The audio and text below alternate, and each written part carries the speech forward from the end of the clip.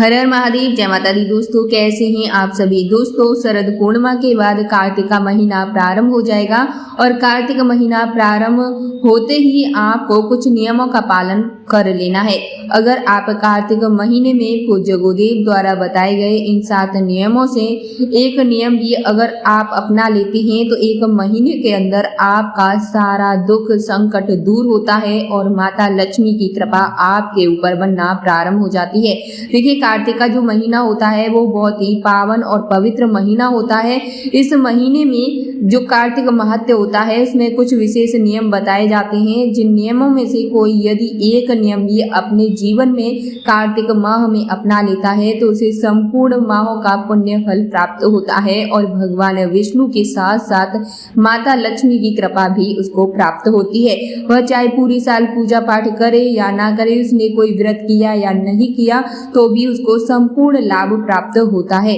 दोस्तों कौन से हैं ये 7 नियम, मैं आपको एक एक करके इस वीडियो में बताऊंगी। ध्यान से वीडियो को देखें और एक एक नियमों को कहीं पर आपको अच्छे से नोट कर लेना है ताकि आपको इन नियमों का पालन करते समय कोई भी गलती नहीं करनी है और आपका जो पुण्य है वो आपको प्राप्त हो जाए। बिना पूजा पाठ के आपकी जो पूजा है वो सफल हो जाए और भगवान विष्णु की कृपा आपको प्राप्त हो जाए।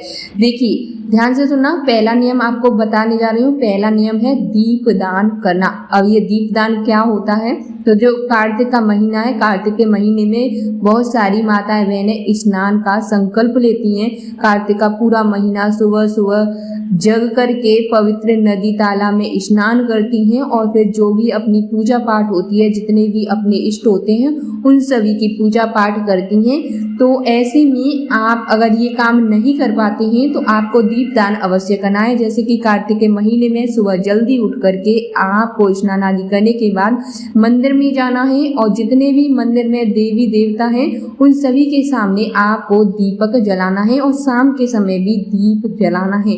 अगर आप मंदिर में जाकर दीपदान नहीं कर सकते तो घर में तो दीपदान करना बहुत ही जरूरी है। और सुबह सुबह जगते ही कार्तिक के पवित्र महीने में घर में लगाया गया एक दीपक आपके घर में धन संपदा में वृद्धि करता है और माँ लक्ष्मी की कृपा को प्राप्त कराता है।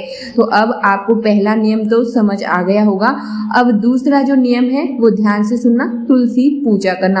कार्तिक के पवित्र महीने में तुलसी पूजा का सबसे ज्यादा महत्व होता है। तो इस कार्तिक के महीने में आपको तुलसी पूजा करनी है। ध्यान से सुनना, तुलसी पूजा कैसे करनी है। जैसे आप सुबह सुबह स्नान आदि करते हैं तो आपको 1 लोटा जल तुलसी में अवश्य डालना है, दीपक वहां पर जला कर रखना है और धूप बत्ती आपको जला देनी है और उनका पूजन करना है। देखिए जो एकादशी होती है, रविवार का दिन होता है, इन दिनों में आपको तुलसी पूजा नहीं करनी है कार्तिक के महीने में। बाकी प्रत्येक दिन आपको तुलसी पूजा अवश्य करनी है और अपनी तुलसी जो है, क्योंकि शरद ऋतु का मौसम प्रारंभ हो चुका है, शरद पूर्णिमा के बाद शरद ऋतु का मौसम प्रारंभ हो जाता है, यानी थोड़ी थोड़ी ठंड बढ़ जाती है। तो जो तुलसी जी हैं उनमें आपको एक लाल चुनरी अवश्य ही उड़ा देनी है। ये तो है दूसरा नियम। अब ध्यान से सुनना, तीसरा नियम। कुछ महिलाएं, कुछ माताएं, कुछ भाई ऐसे होते हैं जो कार्तिक के महीने में संकल्प लेते हैं कि हम पूरे कार्तिक के महीने धरती पर ही सोएंगे। धरती पे सोना यानी कि धरती शयन करना बहुत ज़्यादा ही महत्व रखता है और शीघ्रता से ये आपके पुण्यों को बढ़ा देता है। तो अगर आप ये नियम अपना पाएं कि पूरे कार्तिक के महीने में ये संकल्प लेता हूँ कि मैं धरती पर ही शयन करूँगा और जो बेड है, खाट है, उन पर नहीं सोऊंगा, तो आप ये नियम भी अपना सकते हैं। अब चौथा नियम क्या है कि जो कार्तिक का महीना होता है इसमें शरीर पर तेल नहीं लगाया जाता, क्योंकि बहुत सारे लोग होते हैं जो तेल लगाते हैं। तो आप शरीर पर इस महीने में तेल ना लगाएं। ये नियम भी आप अपने जो कार्तिक का महीना है इसमें आप अपने लिए अपना सकते हैं। नंबर 5 होता है तिलहनों वाली चीज़ों का त्याग करना। कोई भी तिलहन वाली चीज आपको इस महीने में नहीं खानी है। इसका संकल्प भी ले सकते हैं कि मैं तिलहनों वाली चीज़ों का त्याग करूंगा और कोई भी तिलहन वाली चीज़ कार्तिक के महीने में नहीं खाऊंगा। तो ये तो है 5 नियम जो आपको अच्छे से समझ आ गए होंगे। नंबर 6 आता है ब्रह्मचर्य व्रत का पालन। जो महिलाएं ग्रस्त जीवन यापन कर रही हैं वो इस कार्तिक के महीने में ब्रह्मचर्य व्रत का पालन कर सकती हैं, यानी कि ब्रह्मचर्य व्रत का संकल्प ले सकती हैं, नियम बना सकती हैं और ब्रह्मचर्य व्रत का पालन कर सकती हैं। ये भी उनके जीवन में पुण्य को बढ़ावा देता है। मात्र 1 महीने ही आपको इन नियमों का पालन करना है। नंबर 7 आता है शब्दों का संयम। अगर आप अपनी वाणी पे संयम रख पाते हैं, अपने शब्दों पे संयम रख पाते हैं, किसी को भला बुरा नहीं कहते हैं, तो कार्तिक के महीने का जो पुण्य फल प्राप्त होता है वो मात्र आपको अपनी वाणी पर संयम रखने मात्र से ही पुण्य फल प्राप्त हो जाता है। आज के इस वीडियो में मैंने आपको बताए हैं जो कार्तिक के महीने में किए जाते हैं, जो 7 नियम होते हैं जो गुरुजी द्वारा बताए गए हैं। इन 7 नियमों में से जो नियम आपको सरल लगे, जिस नियम को आपको ऐसा लगे कि मैं ये नियम पूर्ण कर सकता हूँ पूरे महीने में, उस नियम को अगर आपने अपना लिया तो पूरे कार्तिक महीने का पुण्य फल प्राप्त हो जाएगा। साथ ही साथ दोस्तों, कार्तिक के महीने में 1 लोटा जल महादेव की शिवलिंग पर समर्पित करना बिल्कुल नहीं भूलना है।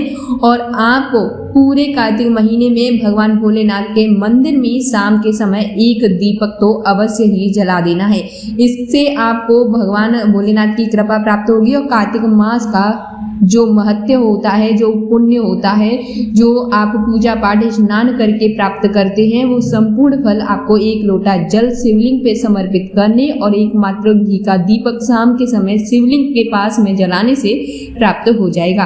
तो ये तो है कार्तिक माह में अपनाए जाने वाले कुछ विशेष नियम। इनमें से 1 नियम का पालन भी आप कर सकते हैं। आप चाहे तो 7 नियमों का पालन भी कर सकते हैं। कार्तिक के महीने में स्नान दान पुण्य भी किया जाता है। अगर आपको उससे जुड़ी हुई वीडियो चाहिए तो कमेंट बॉक्स में आप मुझे बता सकते हैं, मैं आपके लिए उससे जुड़ा हुआ वीडियो भी लेकर आऊंगी। आज का वीडियो देखने के लिए आपका दिल से धन्यवाद। आप सभी के ऊपर भगवान भोलेनाथ की कृपा बरसती रहे और आपका दिन शुभ जाए और आपके प्रत्येक दिन भगवान भोलेनाथ की कृपा से शुभ और मंगलमय बने रहे। आप भगवान भोलेनाथ की कृपा के लिए कमेंट बॉक्स में लिख दें ओम नमः शिवाय, हरिओम दोस्तों।